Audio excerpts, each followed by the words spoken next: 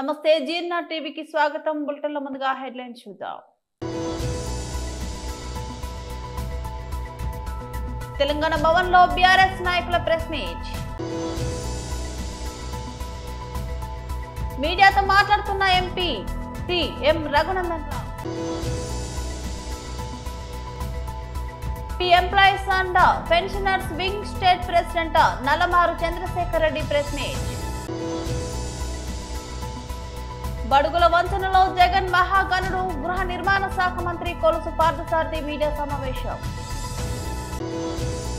హైదరాబాద్ లో ఎల్లుండి మాంసం మద్యం బంద్. తెలంగాణ భవన్ లో బీఆర్ఎస్ నాయకుల ప్రెస్ మీట్. కళ్యాణ లక్ష్మి తులం బంగారం ఇచ్చేసినామని చెప్తారు. ఇతర రాష్ట్రాల్లో పోయి మొత్తం అమలైపోయింది, రుణమాఫీ మొత్తం అయిపోయింది, టోటల్ చేసినామని చెప్తారు. ఇప్పుడు ఇతర రాష్ట్రాల్లో పోయి తెలంగాణలో 42% రిజర్వేషన్లు ఇచ్చేసినాం, అయిపోయింది. ఇది రోల్ మోడల్, దేశానికే ఇది ఒక రోల్ మోడల్ అని చెప్తారు. ఢిల్లీలో పవర్ పాయింట్ ప్రజెంటేషన్ ఇస్తారు. రాహుల్ గాంధీ గారు చూసి అబ్బా అమలు అయిపోయింది, తెలంగాణ మొత్తం అయిపోయింది, స్కూటీలు వచ్చేసినాయి, నిరుద్యోగ వృత్తి వచ్చేసింది, 42% కూడా రిజర్వేషన్ అమలు అయిపోయిందని. సరే, ఇతర రాష్ట్రాలను మోసం చేయొచ్చు, తెలంగాణ ప్రజలను ఎలక్షన్ కన్నా ముందు చెప్పి మాటలు చెప్పి మోసం చేయొచ్చు, కానీ మళ్ళీ మాత్రం మోసం చేయలేరు. మేము మొదటి నుంచి చెప్తా ఉన్నాం, ఈ బీసీ రిజర్వేషన్ పైన బీఆర్ఎస్ పార్టీ పూర్తి సహకరిస్తుంది. ఏకపక్షంగా పూర్తి ఏకగ్రీవంగా అసెంబ్లీలో తీర్మానం కూడా చేయడం జరిగింది. మేము కట్టుబడి ఉన్నాం, మీరు ఇస్తానన్న 42% రిజర్వేషన్ ఇవ్వండి, మీరు రమ్మంటే ఢిల్లీకి వస్తాం, ధర్నా చేయమంటే ధర్నా చేస్తాం, ప్రధానమంత్రి కలుద్దామంటే ప్రధానమంత్రి కూడా కలుద్దాం, ప్రెసిడెంట్ ఆఫ్ ఇండియాని కలుద్దాం, ఈ విషయంలో అందరం కలిసి చేద్దామన్నారు. కానీ ఏనాడు కూడా అసెంబ్లీ వరకు మాట్లాడింది, అంతేగాని మళ్ళీ ఏ రోజు కూడా ఎంబడి తీసుకపోలేదు. అఖిలపక్ష మీటింగ్ కూడా పెట్టలేదు. ఇంత పెద్ద ఇష్యూ ఖచ్చితంగా అఖిలపక్ష మీటింగ్ పెట్టాలి, దేశంలో అనేక పార్టీలను కలవాలి. తెలంగాణ రాష్ట్రం సాధించడంలో ఒక్క ఎంపీగా ఉండి కేసీఆర్ గారు ఇట్లా చేసిండో, దాదాపు 270-80 మంది ఎంపీలు ఉన్నటువంటి కాంగ్రెస్ పార్టీ కూటమి ఖచ్చితంగా అందరిని కలిపితే ఈజీగా అయిపోయేది. కానీ ఇచ్చే ఉద్దేశం లేదు కనుక ఎవరిని కలవలేదు, ప్రధానమంత్రిని కలవలేదు, ప్రెసిడెంట్ ఆఫ్ ఇండియాని కలవలేదు, ఏ పార్టీలను ఒప్పించలేదు, అఖిలపక్షం ఇక్కడ పెట్టలేదు, అక్కడ పెట్టలేదు. అసెంబ్లీలో తీర్మానం చేసి ప్రెసిడెంట్ ఆఫ్ ఇండియాకి పంపినరు, మల్తటి రోజే పోయి ధర్నా చేసిర్రు, కానీ ప్రధానమంత్రిని కలవలేదు. ఉట్టి ధర్నా చేసి. మీడియాతో మాట్లాడుతున్న MP Shri M Raghunandan Rao. Audio check. Media మిత్రులకు నమస్కారం.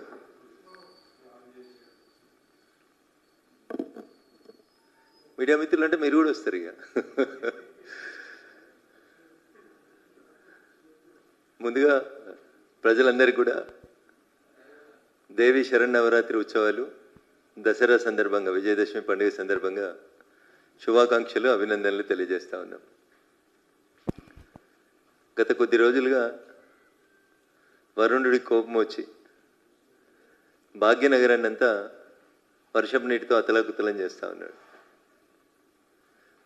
ప్రజల చాయిస్ కాకుండా ఈ రాష్ట్ర ప్రభుత్వం, మాకు ప్రజలు ఓట్లేసిరు గెలిచినాం కాబట్టి, పోయిన ప్రభుత్వం 1,00,000 కోట్లతో ఒక ప్రాజెక్టు చేసింది కాబట్టి మేము కూడా 1,00,000 కోట్లతో ఒక ప్రాజెక్టు చేద్దామని చెప్పి ఇప్పుడు అధికారంలోకి వచ్చినటువంటి ప్రభుత్వం పొద్దున్న లేస్తే మూసీ జపం చేస్తూ ఉన్నారు. పేద ప్రజలు ఏమనుకున్నారంటే పెద్దోళ్ళకి సంబంధించినటువంటి బంగ్లాలు, అడ్డదిడ్డంగా నిర్మించుకున్నటువంటి ఫామ్ హౌజులు, అడ్డదిడ్డంగా ఎంకరేజ్ చేసినటువంటి అతిథి గృహాలు ఏవైతే ఉంటాయో, నదులు, నదీ పరివాహక ప్రాంతాలు లేదా చెరువుల మధ్యలో కట్టినటువంటి కన్స్ట్రక్షన్స్ అన్నీ తొలగిస్తే హైదరాబాద్కి వర్షం కురిసినప్పుడు ఈ వరదల పంచాయతీ లేకుండా ప్రజలందరూ ప్రశాంతంగా ఉండొచ్చని అనుకున్నారు. తామొకటి తెలిస్తే ప్రభుత్వం ఇంకొకటి తెలిసింది. ప్రభుత్వం ముందుగా లేదా 1-2 కదిలించినట్టు చేసి, పెద్దోళ్ళకి సంబంధించినటువంటి బంగ్లాల్ని 1-2 కదిలించినట్టు చేసి, మొత్తం మూసీలో గత 2 దశాబ్దాలుగా పేద ప్రజలు వివిధ శాఖల నుంచి అనుమతులు తెచ్చి కట్టుకున్నటువంటి అనేక బంగ్లాలని, అనేక చిన్న చిన్న పూరి గుడిసెల్ని, పేద మధ్యతరగతికి సంబంధించిన ప్రజలకు సంబంధించిన ఇళ్ళని కూల్చివేస్తూ వచ్చింది. అప్పుడు ప్రజలకి హైడ్రా పట్ల, రాష్ట్ర కాంగ్రెస్ ప్రభుత్వం పట్ల ఒక రకమైనటువంటి ఆగ్రహం, కోపం వ్యక్తం అవుతూ వచ్చింది. హైడ్రా అధికారులు చేస్తున్న పనులు కూడా అట్లే ఉన్నాయి. అస్మదీయులైతే ఒక రకంగా, తస్మదీయులైతే ఇంకొక రకంగా, అనుమతులుంటే ఇంకొక రకంగా, మనోడైతే ఇంకొక రకంగా అనేటువంటి కొన్ని కార్యక్రమాల్ని హైడ్రా అధికారులు కూడా కొనసాగించడం అనేది బాధాకరమైనటువంటి విషయం. ఈ 3-4 రోజుల నుంచి కురిసిన వర్షాల వల్ల YSRCP employees and pensioners wing state president Nallamaru Chandrasekhar Reddy press meet. ఒక చిన్న ఆరోగ్య కేంద్రంలో వాళ్ళు పనిచేస్తుంటారు. వాళ్ళకున్నటువంటి చిన్న సమస్యలు,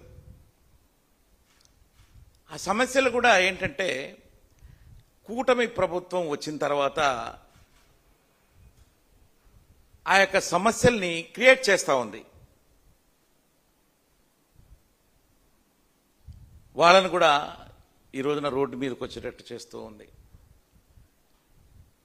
డాక్టర్స్ అంటే ఒక ప్రత్యేకత ఉంది ప్రపంచంలోనే ఈనాడు. ఎందుకంటే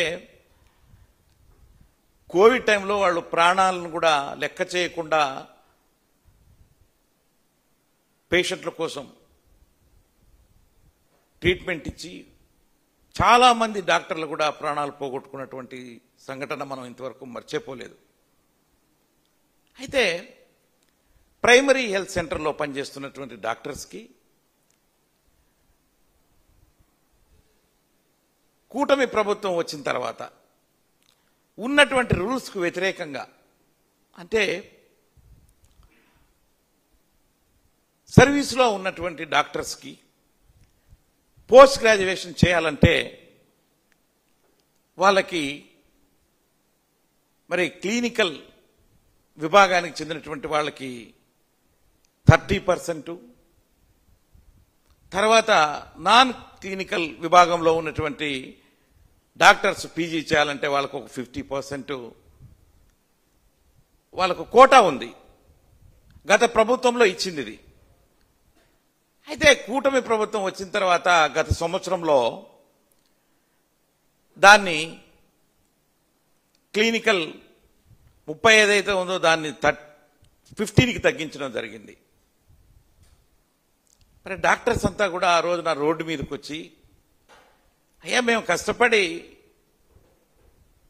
పనిచేస్తూ ప్రజాసేవ చేస్తుంటే మాకు 30% నుంచి 15% ఎందుకు చేశారు అని గోల చేసినప్పుడు ప్రభుత్వము దిగొచ్చి, లేదు మీకు 20% ఇస్తాము అని చెప్పేసి ఒప్పుకొని గత సంవత్సరంలో 20% వాళ్ళకి క్లినికల్ విభాగంలో చెందినటువంటి డాక్టర్స్కి పీజీలో ఇవ్వడం జరిగింది. అయితే అప్పుడు చాలా ఇష్యూస్ మీద వాళ్ళు ఫైట్ చేశారు.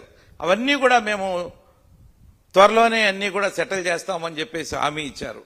బడుగుల వంచనలో జగన్ మహాగణుడు గృహ నిర్మాణ శాఖ మంత్రి కొలుసు పార్థసారథి ప్రెస్ మీట్. నేతి బీరకాయలో నెయ్యి ఎలా ఉంటుందో, నా ఎస్సీ, నా ఎస్టీ, నా బీసీ అని చెప్పుకునే జగన్మోహన్ రెడ్డి గారికి ఆ వర్గాల మీద ప్రేమ కూడా అలానే ఉంటుందని చెప్పేసి అర్థమవుతా ఉంది ఆయన వ్యవహార శైలి మూలంగా.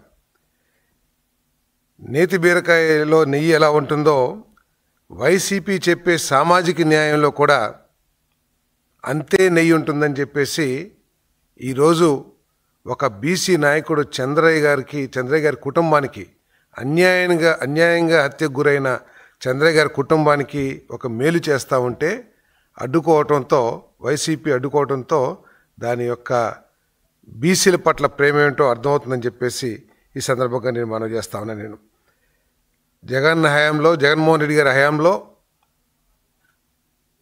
ప్రభుత్వంలోని అన్ని ముఖ్యమైన పదవులు, చైర్మన్లు కానివ్వండి, లేకపోతే ముఖ్యమైన సలహాదారుల పదవులు కానివ్వండి, ఆఖరికి పార్టీ పదవుల్లో కూడా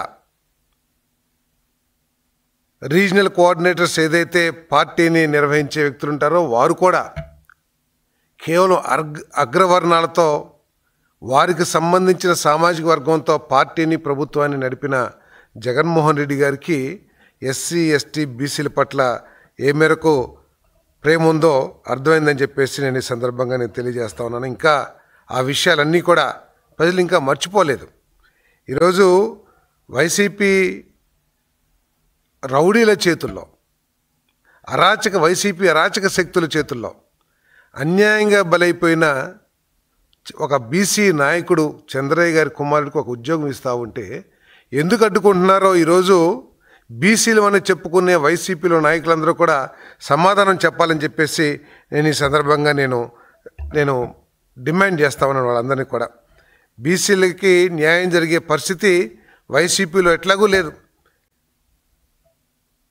గతంలో కార్పొరేషన్లు ఏర్పాటు చేసి కేవలం నామమాత్రంగా వాళ్ళని ఆ కుర్చీలకు పరిమితం చేసి కొంతమందికి కుర్చీలు కూడా లేకోకుండా అవమానం చేసిన బీసీ కార్పొరేషన్ చైర్మన్ని అవమానం చేసిన వైసీపీ తీరేంటో ఈ ప్రజలు ఇంకా మర్చిపోలేదని చెప్పేసి మనం చేస్తాను. మరి ఈ ప్రభుత్వం, తెలుగుదేశం కూటమి ప్రభుత్వం, చంద్రబాబు నాయుడు గారి నాయకత్వంలోని కూటమి ప్రభుత్వం అధికారంలోకి వచ్చిన తర్వాత బీసీలకు సామాజిక గౌరవం పెంచే విధంగా ఎటువంటి నిర్ణయాలు తీసుకుందో, ఆర్థిక పరిస్థితులు పెంచడానికి ఎటువంటి నిర్ణయాలు తీసుకుందో ప్రజలందరూ కూడా ఆలోచన చేయాలని చెప్పేసి ఈ సందర్భంగా నేను కోరుతా ఉన్నాను. మరి ఏ రోజు దేశ చరిత్రలోనే కాదు, స్వాతంత్రం వచ్చిన తర్వాత ఏ రాష్ట్రంలో కూడా వ్యాపారంలో ఈ వైన్ షాప్స్లో బీసీలకి రిజర్వేషన్ కల్పించిన ప్రభుత్వం లేదని చెప్పేసి మనం చేస్తాను. దసరా పండుగ వేళ అక్టోబర్ 2 హైదరాబాద్ లో మాంసం మద్యం బంద్ కానుంది. అదే రోజున గాంధీ జయంతి రావడంతో వీటిపై నిషేధం ఉండనుంది. ఆ రోజున నగర వ్యాప్తంగా మాంసం విక్రయాలపై సంపూర్ణ నిషేధం విధిస్తున్నట్లు జీహెచ్ఎంసీ కమిషనర్ ఆర్వి కన్నన్ ఉత్తర్వులు జారీ చేశారు. గ్రేటర్ హైదరాబాద్ పరిధిలో అన్ని రిటైల్ మాంసం దుకాణాలు, చికెన్ సెంటర్లు, స్లాటర్ హౌస్లను అక్టోబర్ 2న తప్పనిసరిగా మూసి ఉంచాలని ఆ ఆదేశాల్లో పేర్కొన్నారు. మహాత్మా గాంధీ జయంతిని పురస్కరించుకొని ప్రతి ఏటా ఈ నిబంధనలను పాటిస్తున్నట్లు కమిషనర్ తన ప్రకటనలో గుర్తు చేశారు. జీహెచ్ఎంసీ చట్టం 1955 సెక్షన్ 533B కింద స్టాండింగ్ కమిటీ చేసిన తీర్మానం ప్రకారంలో ఈ నిర్ణయం తీసుకున్నట్లు ఆయన వివరించారు. ఈ ఉత్తర్వులను కఠినంగా అమలు చేయాలని, నిబంధనలు ఉల్లంఘించిన వారిపై చర్యలు తీసుకోవాలని సంబంధిత అధికారులను ఆదేశించారు. సాధారణంగా దసరా పండుగ రోజు మాంసం అమ్మకాలు అత్యధికంగా ఉంటాయి. ఈసారి గాంధీ జయంతి కారణంగా దుకాణాలు మూసివేయాలన్న ఆదేశాలు రావడంతో విక్రయదారులు ఆందోళన చెందుతున్నారు. పండుగ సీజన్లో వ్యాపారంపై తీవ్ర ప్రభావం పడుతుందని వారు వాపోతున్నారు. దీంతో మాంసం ప్రియులు దసరా వేడుకల కోసం ఒక రోజు ముందుగానే మాంసం కొనుగోలు చేసుకోవాల్సిన పరిస్థితి ఏర్పడింది. గోదావరికని సింగరేణి జీఎం కార్యాలయంలో జీఎం లలిత్ కుమార్ బొగ్గు ఉత్పత్తి వివరాలపై మీడియా సమావేశం నిర్వహించి వివరాలను వెల్లడించారు. సింగరేణి సంస్థ ఆజీవన్ ఏరియాలో సెప్టెంబర్ మాసంలో 110% బొగ్గు ఉత్పత్తి సాధించిన వరాల కారణంగా కొంత శాతం బొగ్గు ఉత్పత్తి తగ్గిందన్నారు. అధికారులు, ఉద్యోగులు సమిష్టి కృషితో భవిష్యత్తులో టార్గెట్ ను మించి ఉత్పత్తి సాధిస్తామని పేర్కొన్నారు. కార్మిక కుటుంబాల సంక్షేమంతో పాటు సమస్యల పరిష్కారానికి సింగరేణి సంస్థ ఎల్లవెల్లలా కృషిస్తున్నారు. 20 లక్షలకు గాను 20,93,000 గాను 19,07,000తో ఒక 91% ఉన్నాం. అయితే తెలుసు ఈ నెల వర్షాపాతం ఉండడం, చాలా రోజుల పాటు ఈ జల్లు కురవడం, రోజులు ఎన్నో రోజులు ఈ యొక్క వర్షాల వల్ల ఎఫెక్ట్ అయింది, ఓపెన్ కాస్ట్ ఎఫెక్ట్ అయింది. అందువల్ల మనము ఈ రేంజ్లో ఉన్నాము. ఇక త్వరలో వర్షాకాలం ముగిసిన తర్వాత ఇప్పుడు 91% ఉన్నదాన్ని ఆజీవన్ ఏరియాలో ఉన్న 1 ఇంక్లైన్, 2 ఇంక్లైన్, OC5, GDK 11 ఇందులో పనిచేసే ఉద్యోగులు, సూపర్వైజర్లు, అధికారుల యొక్క సమిష్టి కృషితో 100% ఆజీవన్ మార్చి ఎన్నికల చేసే యొక్క నమ్మకం ఉంది. GDK 11లో 3వ కంటిన్యూస్ మైనర్ పెట్టే టెండర్లు ఈ నెలలో వాటిని టెండర్లు ప్రక్రియ మొదలు కాబోతున్నాయి.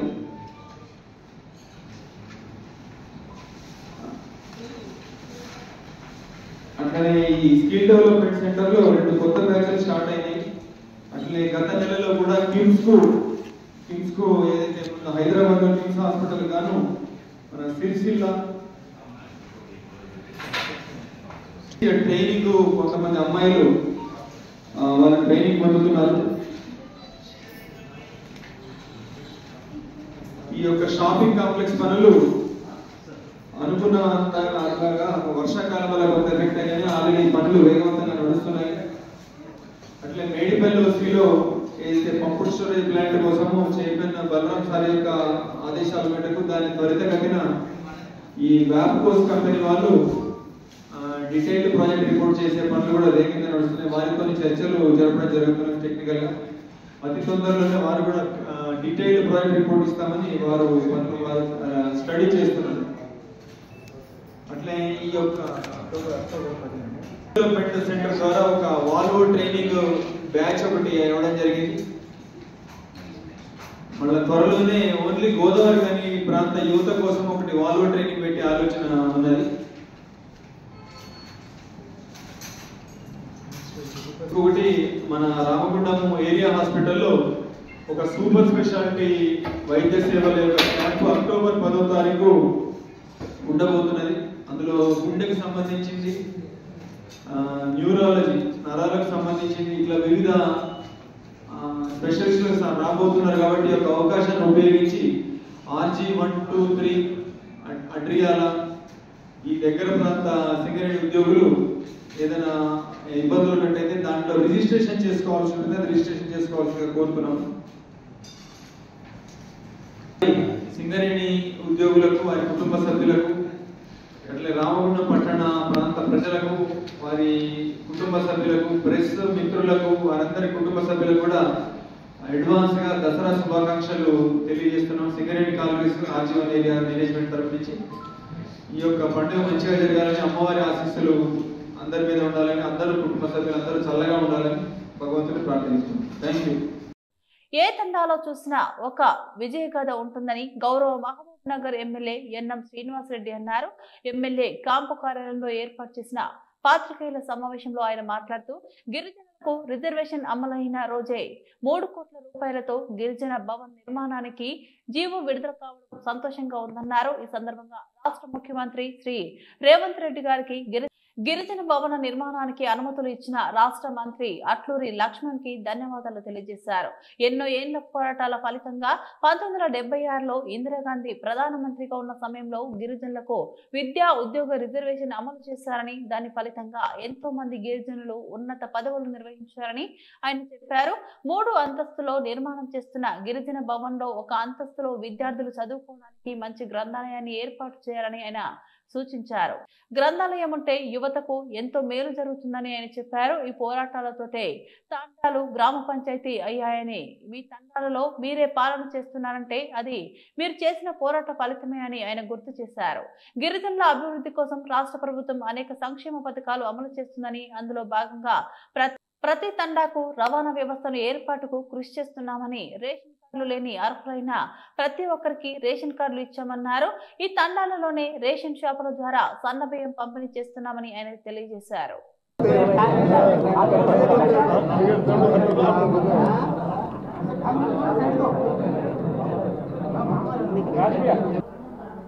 అలాగే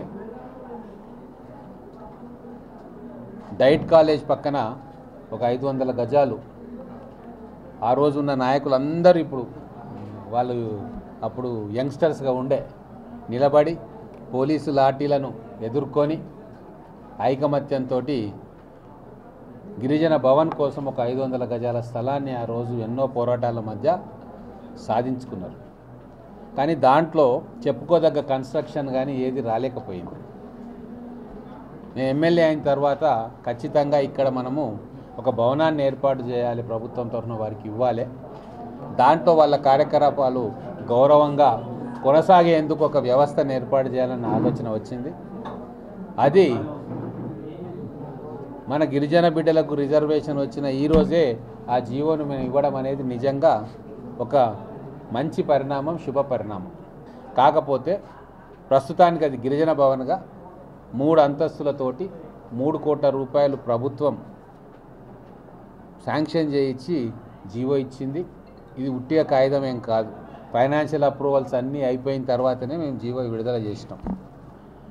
ఈ జీవో మనకు ఇచ్చినందుకు, మనకు శాంక్షన్ చేయించినందుకు ముఖ్యంగా మన గౌరవ ముఖ్యమంత్రి గారికి ధన్యవాదాలు తెలుపుతూ, ఇంకా మన మంత్రి గారు ఎస్సీ ఎస్టీ వెల్ఫేర్ శాఖ మంత్రి పెద్దలు అడ్లూరి లక్ష్మణ్ గారు ప్రత్యేకమైన చొరవ తీసుకున్నారు. వారు మంత్రి పదవి చేపట్టిన 3-4 నెలల్లోనే మనకు గిరిజన భవన్ శాంక్షన్ చేయించింది. కాబట్టి ఖచ్చితంగా ఇది ఒక మంచి పరిణామం. నాకు కూడా చాలా సంతోషం. 50 కోట్లు 100 కోట్ల ప్రాజెక్టు కన్నా నాకు ఈ 3 కోట్లతోటి వాళ్ళకు మంచి భవనాన్ని ఒకటి నా పీరియడ్లో కట్టియగలిగితే అది మన లంబాడ బిడ్డలకు ఉపయోగపడితే ఇంక అంతకంటే సంతోషం ఇంకొకటి లేదు. మన మహబూబ్ నగర్ జిల్లాలో లక్షల సంఖ్యలో మన లంబాడ బిడ్డలు ఉన్నారు. వాళ్ళ కోసం మా ప్రభుత్వం అనేక సంక్షేమ కార్యక్రమాలు తీసుకొస్తూ ఉంది. ఈరోజు ఇందిరమ్మ ఇండ్లు కూడా ప్రతి తాండాలో ఇల్లు లేని వాళ్లకు ప్రత్యేకంగా వాళ్ళకు ఇస్తూ ఉన్నాం. చాలామంది కట్టుకుంటూ ఉన్నారు. ఇప్పుడు సన్న బియ్యం ఏదైతే ఉందో అది ప్రతి తాండాకు కూడా పోతూ ఉంది. కడుపు నిండా వారు 3 పూటల సన్న బియ్యం కమ్మగా తినే ఒక సౌకర్యాన్ని మా ప్రభుత్వం కల్పించింది. అలాగే విద్య విషయంలో మన పిల్లలు చదువుకోవడానికి ఇంజనీరింగ్ కాలేజీలను తీసుకొచ్చినాము, IIITని తీసుకొచ్చినాము, వొకేషనల్ కోర్సులను స్కిల్ డెవలప్మెంట్ సెంటర్లను తీసుకొచ్చినాము. దాంట్లో ఈ పత్రికాముఖంగా నేను మా నాయకులందరికీ కూడా చెప్తా ఉన్నా, మన పిల్లల్ని ఖచ్చితంగా స్కిల్ డెవలప్మెంట్ సెంటర్స్ కావచ్చు, ఇంజనీరింగ్ కాలేజీలలో ఇక్కడ మనం చేర్పించేటట్టుగా ఇప్పటి నుంచే మన అందరం కూడా ఒక కార్యాచరణ ఏర్పాటు చేసుకోవాలి. గ్రామాల్లో ప్రభుత్వ పాఠశాలల్లో 100% అనే కార్యక్రమాన్ని మేము పెడతా ఉన్నాం. 10వ తరగతి 9వ తరగతి 8వ తరగతి పిల్లలకి వాళ్లకు ఇప్పటి నుంచే మంచి ఫౌండేషన్ ఉండాలి. వాళ్ళు రేపు ఎంసెట్లో కానీ లేకుంటే 10వ తరగతి పరీక్షలు, ఆ తర్వాత ఎఫ్సెట్ నీట్లో, ఆ తర్వాత పీజీలలో మంచి కోర్సులలో అడ్మిషన్స్ తీసుకొని వాళ్ళు మంచి ర్యాంకులతోటి మంచి మార్కులతోటి పాస్ కావాలి. దానికి ఫౌండేషన్ ఇప్పటి నుంచే వేయాలని చెప్పి 100% అనే కార్యక్రమాన్ని మేము మొదలుపెట్టినాం. పిల్లల్ని చదివించుకుంటే ఇప్పుడు ఈ తరం చాలా అద్భుతంగా రాణిస్తూ ఉంది. అన్ని రంగాల్లో వాళ్ళు నిష్ణాతులుగా ఉన్నారు. పిల్లలు చదువుకున్నందుకు ఈరోజు బ్రహ్మాండంగా. బులెటిన్ ముగించే ముందు మరోసారి హెడ్లైన్స్ చూద్దాం. తెలంగాణ భవన్ లో బీఆర్ఎస్ నాయకుల ప్రెస్ మీట్. మీడియాతో మాట్లాడుతున్న MP M Raghunandan Rao. Employees and pensioners wing state president Nallamaru Chandrasekhar Reddy press meet. బడుగుల వంచనలో జగన్ మహాగణుడు, గృహ నిర్మాణ శాఖ మంత్రి కొలుసు పార్థసారథి మీడియా సమావేశం. హైదరాబాద్ లో ఎల్లుండి మాంసం మద్యం బంద్. ఇవి బులెటిన్ అప్డేట్స్. మరో బులెటిన్ లో మళ్ళీ కలుద్దాం. అంతవరకు సెలవు. నమస్తే.